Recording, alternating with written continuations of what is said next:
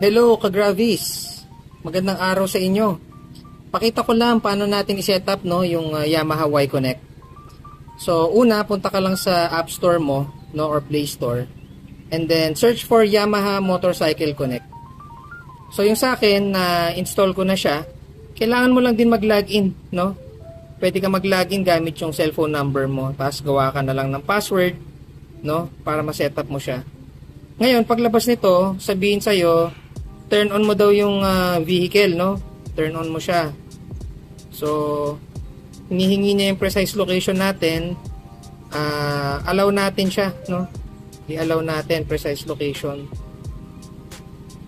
Ngayon, kailangan kasi all the time All the time para gumana siya. Ayan. So, ngayon, scanning na siya. Naghahanap siya ngayon ng Bluetooth device. Naka-Bluetooth kasi ito So, kailangan nakabukas to, Itong upuan. Also, dito sa battery compartment, buksan nyo lang siya. Nandiyan dyan kasi sa may battery compartment yung pinaka Y-Connect mo. Ayan. So, ang sabi dito, scan mo lang siya, Scan and confirm the QR code of CCU. So, scan natin. Yung camera, meron dito QR code. So, yan na yung pinaka Y-Connect mo.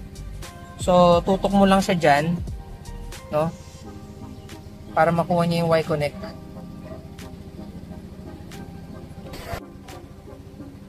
Yan, paired na. So, ganun lang kasimple, guys, Lalabas na ngayon yung details ng natin dito, ng Yamaha Mio Gravis. Yun lang. So, kung may mga questions kayo, clarifications, tsaka anything na gusto nyo pag-usapan about Yamaha Mio Gravis, just let me know.